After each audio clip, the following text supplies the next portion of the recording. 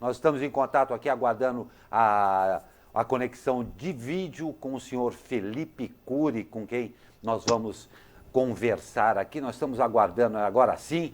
Felipe Cury está ao vivo. Nós estamos aqui, eu e Douglas Cruz, dando o bom dia ao meu querido amigo Felipe Cury. Como eu já disse aqui na chamada da sua matéria, emérita figura de São José dos Campos, que nos brinda aí com o livro Sob Luzes, que narra exatamente a história da maçonaria no Vale do Paraíba. De antemão, Felipe, eu já digo a você que nós gostaríamos até de ter muito mais tempo para conversar sobre isso, mas nós temos aí um tempo limitado para fazer essa entrevista.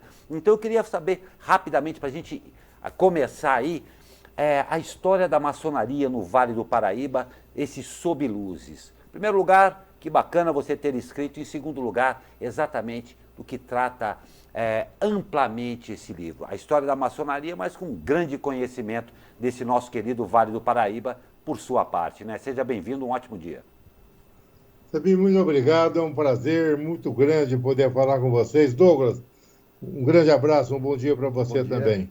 Bom, esse livro, ele nasceu, eu vou admitir que foi em função da pandemia também, porque eu fiquei preso de repente, eu era solto como um passarinho, vivia em tudo, de repente eu fiquei proibido de sair.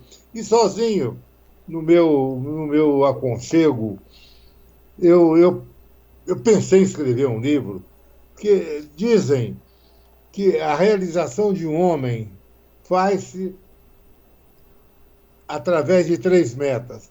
Primeiro, fazer um filho. Eu fiz 2 que me deram 5 netos e 3 bisnetos. O outro, plantar uma árvore. Eu realmente plantei uma árvore. Foi num dia da árvore, eu era secretário do governo Emanuel, e a Petrobras fez uma comemoração e eu plantei uma árvore que passou a ter o meu nome, inclusive. Prova de que... E o terceiro item seria escrever um livro. Aí eu pensei comigo, eu vou fazer esse livro. E esse livro nasceu da confusão. Porque eu passei a minha vida toda numa confusão tremenda. Porque na minha falta de clareza ideológica, porque eu nasci num conflito entre o catolicismo e a maçonaria. O catolicismo, porque eu fui, desde criança, eu vindo de um lar católico, eu fui coroinha, fui cruzado eucarístico, fui congregado mariano, fui cursirista, eu sempre tive uma afinidade espetacular com o cristianismo. Por outro lado, meu pai era um dos mais notáveis maçons que eu já conheci na minha vida. Então, esse conflito era inevitável, porque na época ainda, isso aí há mais de 60, 70 anos atrás, havia uma pugna entre o catolicismo e a maçonaria. Meu pai, como uma figura muito pública, ele sofria certas provocações. Eu me lembro que uma vez nós acordamos em casa, no muro em frente à nossa casa, tinha um quadro pintado, da figura de um bode, porque o bode era a figura jocosa do maçom. Então, quem quisesse ofender o maçom chamava ele de bode. E o meu pai, em frente, apareceu essa figura do bode. Mas o meu pai era um maçom sério. Como, na minha opinião, todo maçom é sério. Nós morávamos em Soledade, minha terra querida. Soledade, para quem não conhece, é o polo do desenvolvimento de São Lourenço do Caxambu, Varginha, Pouso Alegre e Itajubá. O centro é Soledade. Então, meu pai tinha... Em Soledade não tinha loja maçom. Meu pai tinha que pegar um trem às 5 horas da tarde, e para Três Corações, Pelé não era nascido. E lá, ele assistia a sessão da loja, dormia numa pensãozinha, acordava e pegava um trem de volta para trabalhar em Soledade na rede mineira de viação, depois rede ferroviária federal. Então, com esse sacrifício, ele era muito assíduo, muito presente. Ele era o exemplo bom.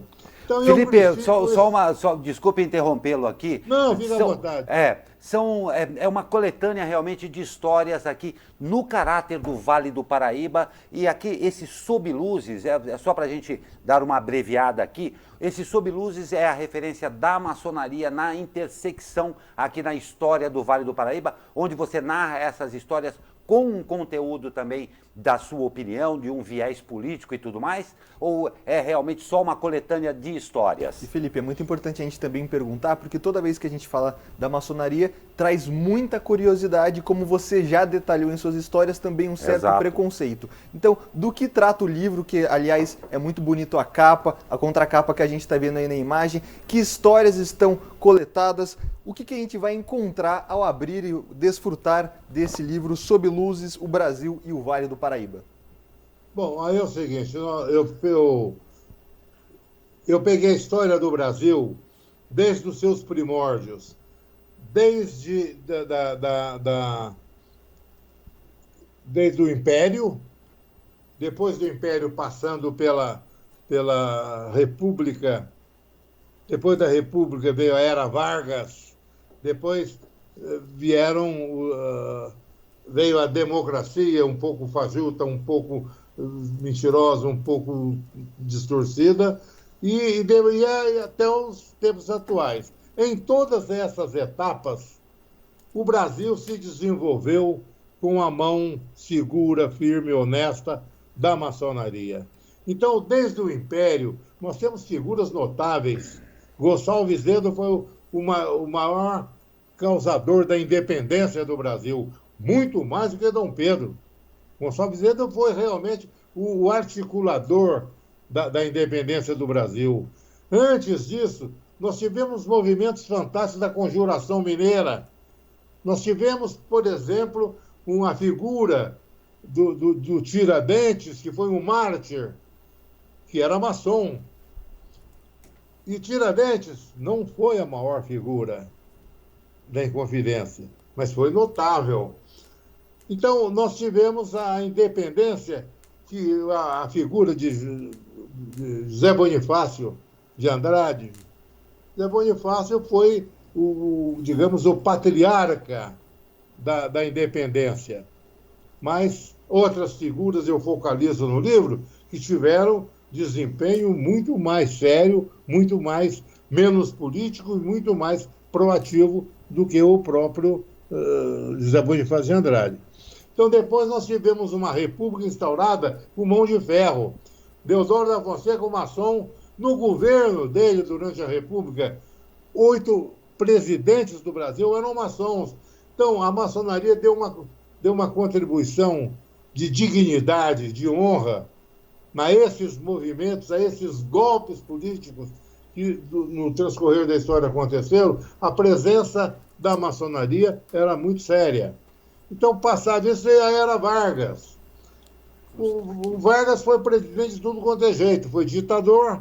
Aqui a Era Vargas. O Vargas foi presidente, o Vargas foi eleito outra vez, o Vargas suicidou, inclusive. Então, o que ocorre? O Getúlio Vargas, ele, na estratégia política da vida dele, ele tinha 3 entidades que concorriam com o populismo dele. Ele, dizem, foi o maior estadista da história do Brasil. Agora, Getúlio Vargas, ele tinha, maior que ele, o catolicismo. Ele tinha, além do catolicismo, tinha o comunismo que estava querendo entrar de qualquer forma no Brasil, através de Luiz Carlos Prestes, que tentou formar o comunismo. Combatendo esse comunismo, mas querendo ser uma outra força, veio os integralistas sob o comando de Plínio Salgado, inteligentíssimo, um orador que conquistava qualquer público, Plínio Salgado. Felipe, essa narrativa chega até os dias atuais? Ela chega até os últimos governos também? Chega até o atual presidente. Jair Messias Bolsonaro? O Bolsonaro. Perfeito. Cujo vice-presidente é maçom atuante. É muito ativo, muito atuante. Agora, pois é, Felipe, desculpe em termos aqui, só para a gente perguntar, a redação, infelizmente, já me falou que nosso tempo está muito apertado aqui, mas é claro, nós queremos ter outras oportunidades de poder conversar mais com você a respeito disso daí. Mas uma pergunta eu quero fazer, é claro que tem toda também a visão disso daí, de ter vivido aí boa parte da modernidade da história do Brasil, mas onde nós podemos encontrar o livro, comprar o seu livro, que é, eu acho, uma informação muito importante a quem nos acompanha aqui, vê essa entrevista também. Você me desculpe, mas você sabe como é que é o tempo, você tem vasta experiência nisso daí, nós estamos com o tempo contado aqui. Então eu queria saber onde a gente pode encontrar o seu livro. Por incrível que pareça, para mim foi muito mais fácil fazer o livro, escrever o livro, do que vender o livro, porque eu não sou vendedor. Mas, então, eu fiz o seguinte, a minha filha está ajudando, Flávia Cury, o celular dela de WhatsApp é 99710-0106. Então, ela dá essas informações todas. E quem quiser comprar o livro por um valor simbólico de R$40, o Banco de Itaú, a agência 7195, conta corrente 10712/8, 10712/8, em nome da Flávia Cury, que é minha filha. Tá certo? Aí pode ser adquirido esse livro. Eu estou tendo cada surpresa agradabilíssima. Eu recebi agora 8 pedidos de estudantes que eu nunca vi na minha vida, que eu não conhecia. Que legal! Estudantes de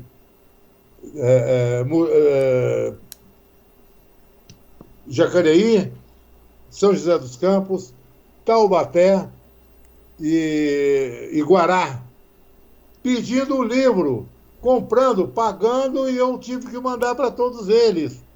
O interesse estudantil, os jovens querendo entrar na intimidade desse livro. Isso não tem dúvida, Felipe, mais uma vez você me desculpe, mas olha, é verdade, você está testemunhando aí em primeira mão a tarefa hercúlea de promover conhecimento no nosso país. As dificuldades realmente não são brincadeiras, mas eu tenho certeza que você, com a sua garra, com a sua experiência, principalmente com a sua brilhante vontade de viver e trazer o conhecimento a tanta gente aí, vai vencer isso daí sim. E eu queria deixar aqui o meu agradecimento por você estar conosco hoje, nos dando a chance também de mostrar aí uma parcela da população que existem aqui joseenses, pessoas de São José dos Campos, que conhecem muito da história e agora podem nos brindar com esse livro que chega aí às prateleiras. Você, por favor, transmita aí o meu abraço à Flávia Cury, que também faz tempo que eu não vejo.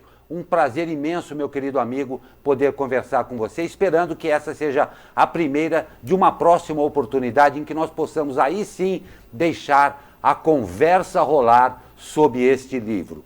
Muito, muito obrigado e muito boa sorte a você nessa sua nova e brilhante empreitada. Olha, Cepinho e Douglas, muito obrigado pela acolhida, vocês me alavancam mesmo. Agora, eu fico à disposição de vocês. Só quero dizer que a maçonaria não é secreta como era. A secretaria hoje é discreta. E ela tem que ser aberta a jovens inteligentes, a mentes abertas. A maçonaria tem que ser aberta para não só intelectuais, mas pessoas inteligentes que queiram o bem. Eu lembro, só para encerrar minha fala, eu faço minhas as palavras de Tancredo Neves. Que saudade que o Brasil tem de Tancredo Neves. Tancredo falou o seguinte: é uma honra para mim ser maçom. A maçonaria é a entidade mais sublime que conheci. Então, no mais, por favor, leiam o livro. Perfeito, grande Felipe Cury, nosso muito, muito obrigado, um ótimo dia, um ótimo final de semana a você e toda a sua família. Abraço. Grande abraço.